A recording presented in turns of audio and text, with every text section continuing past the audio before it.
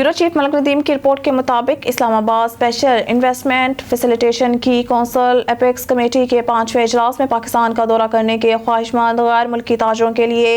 नई आसान वीज़ा निज़ाम मुतारफ़ कराने का फैसला किया गया। निगरान वज़ीर आज़म अनवारुल हक काकड़ ने एक बयान में कहा, मुलाकात कहा इजलास में अहम फैसले किए गए। निगरान वज़ीर आज़म ने कहा कि एक फैसले के मुताबिक जो गैर मुल्की ताजर पाकिस्तान का दौरा करना चाहते हैं, इन्हें अपने मुल्क या बैन अल-अक़वामी कारोबारी तंजीमों की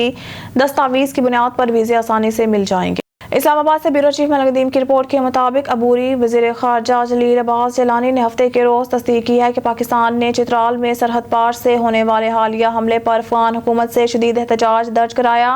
और काबुल पर जोर दिया कि वो अपनी सरजमीन पर दहशतगर्दी के ऐसे वाक़यात की इजाज़त ना दें। जिलानी, जो एपेक्स कमेटी या स्पेशल इन्वेस्टमेंट फैसिलिटेशन कौंसिल के इजलास के बाद एक न्यूज़ कॉन्फ्रेंस से खिताब कर रहे थे,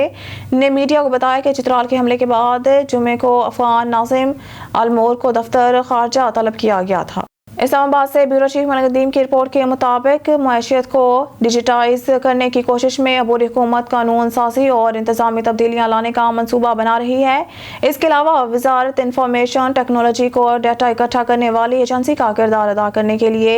बाख्तियार बनाएगी ताकि 4.2 मिलियन फाइलर्स के टैक्स की बुनियाद को वसी किया जा सके। ज़राए ने एक निजी ट्रिब्यून को बताया कि हफ्ते के दौरान इनकम टैक्स रिटर्न फाइल करने वालों के तादाद बढ़ाने के लिए मुख्तलिफ तजावीज़ पर तबादला ख्याल किया गया। पहले निगरान वज़ीर आज़म अनवारुल हक काकड़ से और फिर ख़ुसूसी सरमायाकारी सहूलत कौंसिल में वज़ीर आज़म को ब्रीफिंग के दौरान फेडरल बोर्ड ऑफ रेवेन्यू ने आगे बढ़ने का रास्ता तजवीज़ किया।